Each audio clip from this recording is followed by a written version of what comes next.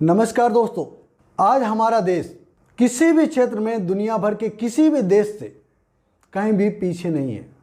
हर क्षेत्र में अपनी महत्ता को दर्शाया है। हमारे लोग दुनिया भर के अलग अलग हिस्सों में, अलग अलग क्षेत्रों में ना सिर्फ अपना लोहा मनवाया है बल्कि भारत का पताका लहराया है।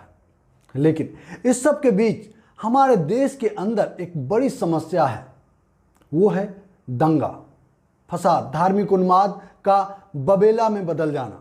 दोस्तों, जब बात दंगे की आती है तो आज़ादी के बाद से ही हमारा जो वो दंगे का स्याह चेहरा है, काला इतिहास है, वो हमारे नज़रों के सामने आ जाता है और फिर हम और हमारे देश को अपने आप में शर्मिंदगी महसूस होती है। लेकिन दोस्तों, दंगे और इन जैसे तमाम प्रवृत्ति वाले लोगों को कुचलने का काम किया है भारतवर्ष की सरकार। अलग अलग समय पर जब भी वैमनस्यता सिर उठाई है, उसे हमारी सरकार ने, हमारे देश की जनता ने, हम सब ने बड़ी मजबूती से ना सिर्फ नीचा दिखाया बल्कि उसे कुचलकर भाईचारा, प्यार, मोहब्बत का पैगाम दिया है और अपने देश को वापस से विकास के रथ पर आगे बढ़ाया है। दुर्भाग्य से 2014 के बाद आज हमारे देश में एक ऐसी सरकार है जो इस तरह के कोई भी हथकंडे जब समाज में सिर उठा रहे होते हैं, जो इस तरह की किसी भी दंगाई प्रवृत्ति या फिर देश को बांटने वाले एलिमेंट जब सिर उठाते हैं तो उसे कुचलने के बजाय उस आग को भड़काने वाले तत्वों को कई बार बचाते देखा गया है, कई बार उन्हें सम्मानित करते देखा गया है, कई बार उन्हें इनाम भी देते देखा गया है। लेकिन दोस्तों, आज का हमारा विषय इसी से संबंधित है। दरअसल आज हम बात करेंगे 1984 के दंगे के बाद राजीव गांधी जी के एक वक्तव्य के बारे में। बड़ा पैर गिरता है तब धरती थोड़ी हिलती है। आप सबको पता है, इस सेंटेंस का इस्तेमाल वर्तमान सत्ताधारी पार्टी ना जाने कितने बार कांग्रेस पार्टी को नीचा दिखाने के लिए और हमारे पूर्व प्रधानमंत्री श्री राजीव गांधी जी के बलिदान को भी नीचा दिखाने का काम करती है।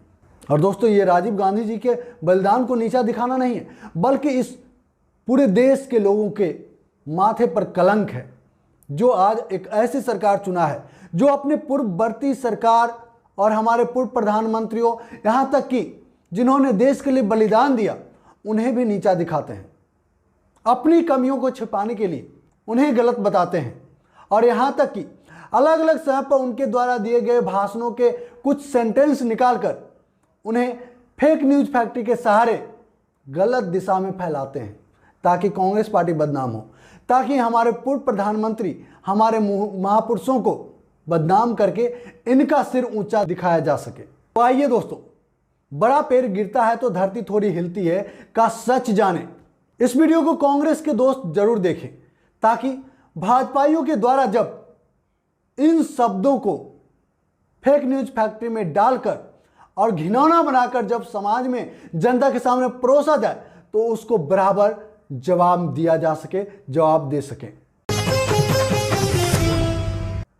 दरअसल दोस्तों, आज के भारतीय जनता पार्टी के नेता 31 साल पुराने शब्दों के संदर्भ को निकालकर उसका राजनीतिक दुरुपयोग करके राजीव गांधी जी की देशभक्ति, मानवतावाद और पंथ निरपेक्षता पर सवाल उठाने वाले सिर्फ एक शहीद प्रधानमंत्री की छवि को धूमिल नहीं कर रहे हैं बल्कि उन सभी देशवासियों का भी अपमान कर रहे हैं जो भारत की एकता और अखंडता में विश्वास रखते हैं। 31 अक्टूबर 1984 इस दिन भारत की प्रधानमंत्री इंदिरा गांधी जी की हत्या कर दी गई। इसके कुछ दिन बाद दिल्ली और देश के कुछ भागों में दंगे हुए और इन दंगों में हजारों सिख मारे गए। इन दुखद दंगों के संदर्भ में तत्कालीन प्रधानमंत्री राजीव गांधी का एक वाक्यांश जोड़ देते हैं कि जब भी कोई बड़ा पैर गिरता है तो धरती थोड़ी हिलती है। आइए समझते हैं कि स्वर्गीय राजीव गांधी जी द्वारा कहे गए इस वाक्य की सच्चाई क्या है। क्योंकि दोस्तों, गाहे बगाहे भारतीय जनता पार्टी के अलग अलग नेता तो इसका दुरुपयोग करते ही हैं, बल्कि प्रधानमंत्री नरेंद्र मोदी भी संसद के कार्यक्रम में, अपने भाषणों में भी यह शब्द दोहराकर राजीव गांधी जी के बलिदान को नीचा दिखाने का काम करते हैं। दरअसल दोस्तों, यह वाक्य 19 नवंबर 1984 को स्वर्गीय इंदिरा गांधी जी के जन्मदिन पर बोट क्लब मैदान में एक कार्यक्रम में स्वर्गीय राजीव गांधी के भाषण का एक अंश है। यह भाषण दंगों के दौरान नहीं दिया गया, यानी कि दंगा खत्म होने के 2 हफ्ते बाद कहा गया। यह सरासर झूठा है। जबकि वास्तविकता यह है कि अपनी माता श्रीमती इंदिरा गांधी जी की हत्या के दिन 31 अक्टूबर को ही उन्होंने प्रधानमंत्री पद की शपथ ली थी। दिल्ली में दंगे 1 नवंबर 1984 को शुरू हुए थे। 2 नवंबर 1984 को अपने रेडियो और दूरदर्शन पर उद्बोधन में उन्होंने कहा था कि कुछ लोग हिंसा और नफरत की हरकतों में शामिल होकर इंदिरा गांधी जी की याद पर कलंक लगा रहे हैं। ये रुकना ही चाहिए। ये केवल विनाशकारी शक्तियों की मदद कर रही है। उन्होंने कहा था, सांप्रदायिक हिंसा वह सब कुछ नष्ट कर देगी जिसके लिए भारत खड़ा है। भारत के प्रधानमंत्री होने के नाते मैं ना इसकी अनुमति दे सकता हूं और ना ही दूंगा।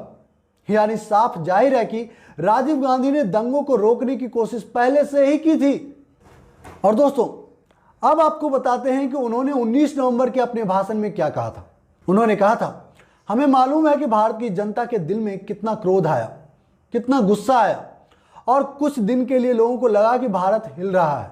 लेकिन जब भी कोई बड़ा पेड़ गिरता है तो धरती थोड़ी हिलती है। लेकिन उसके बाद जिस तरीके से आपने यह खत्म किया, जिस तरीके से दोबारा आपकी सहायता से, आपकी शक्ति से देश की एकता बनने लगी, जिस तरह से हम दोबारा एक होकर खड़े हो रहे हैं, पूरी दुनिया देख रही है। पूरी दुनिया देख रही है कि भारत सचमुच में एक पक्का लोकतंत्र बन गया है।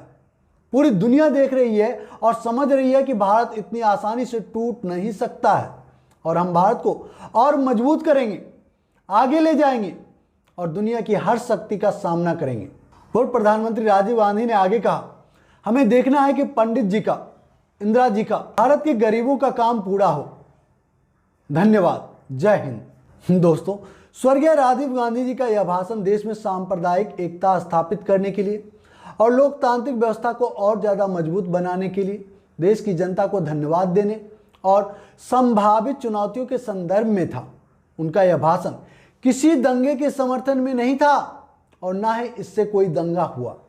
और यही नहीं दोस्तों, 1984 में राजीव गांधी जी के दंगे रोकने की सकारात्मक भूमिका को एनडीए की सरकार ने भी माना, क्योंकि एनडीए के सरकार के द्वारा सन 2000 में दंगों की जांच के लिए एक कमेटी गठित की गई थी जिसका नाम है नानावटी आयोग। नानावटी आयोग ने फाइल रिपोर्ट में राजीव गांधी के बारे में उनकी राय स्पष्ट की थी।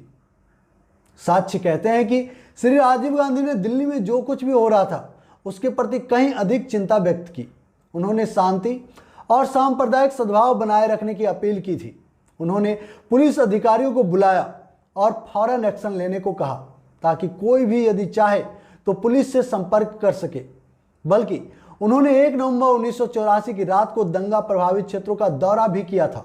अब सोचिए, जो प्रधानमंत्री दंगे को रोकने के लिए कोई कोर कसर नहीं छोड़ा हो, देश की एकता और अखंडता की वकालत की, प्रशासन के लोगों को बुलाकर समय समय पर जरूरी दिशा निर्देश देते रहे, ऐसे लोगों के ही भाषण से एक वाक्य निकालकर प्रधानमंत्री और उनकी पार्टी के नेता अक्सर कांग्रेस पार्टी पर दंगाई होने का ठप्पा लगाते हैं। यह बेहद शर्म की बात है। रामनवमी के बाद कई हिस्से में दंगा हुई और खास करके उन राज्यों में हुई जहां भारतीय जनता पार्टी की सरकार नहीं है। लेकिन आप गौर से देखेंगे तो पाएंगे कि दंगे उसी राज्यों में हुई जहां पर विपक्षी दल मजबूत है, चाहे उसकी सरकार हो ना हो, लेकिन जहां पर भारतीय जनता पार्टी, उनके नेताओं को डर लग रहा है कि आने वाले दिनों में 2024 के लोकसभा चुनाव में उनके हालात पतले हो सकते हैं, उनके लिए खतरे की घंटी बज सकती है। उन राज्यों में दंगे हुए हैं। चाहे आप बंगाल ले लें, महाराष्ट्र ले लें, बिहार ले लें, तमिलनाडु ले लें, ये सब ऐसे प्रदेश है जहां पर या तो विपक्षी सरकार है या फिर मजबूत विपक्ष है। और दोस्तों, ऐसे में खास करके बिहार के उप मुख्यमंत्री के वाक्य को भी, बयान को भी कमतर नहीं आंका जा सकता है। उप मुख्यमंत्री और खुद मुख्यमंत्री ने भी कहा कि इसमें भारतीय जनता पार्टी और आरएसएस का हाथ है। लेकिन दोस्तों, मैं इसके लिए तेजस्वी यादव या फिर नीतीश कुमार की वाहवाही नहीं करूंगा। दोस्तों, आपके पास, आपके हाथ में सत्ता है, आपको जांच करना चाहिए, चाहे बीजेपी हो, कांग्रेस हो या फिर आरएसएस हो, कोई भी हो। जब आपके पास सत्ता है तब आप ये ढिंढोरा क्यों पीट रहे हैं, अपने मन से क्यों बोल रहे हैं कि कौन था कौन नहीं था। आप कार्रवाई कीजिए और जल्द से जल्द दंगाई को बाहर निकालिए, समाज को बताइए। कि कौन है वो लोकतंत्र के असली दुश्मन, कौन संविधान की धज्जी उड़ाना चाहते हैं। अगर आपकी बात सच है तो वो सच भी बाहर आनी चाहिए। तो दोस्तों इस टॉपिक पर इतना ही। अगर हमारी ये प्रस्तुति आपको अच्छी लगी, सच्ची लगी, वीडियो को लाइक कीजिएगा, शेयर जरूर कीजिएगा। और जो दोस्त पहली बार हमारे चैनल पर, आपसे निवेदन है हमारे चैनल को सब्सक्राइब कर लें और घंटी के बटन को जोर दबा दें ताकि हमारा हर एक वीडियो सबसे पहले आपको मिले। जय हिंद, जय भारत, जय संविधान।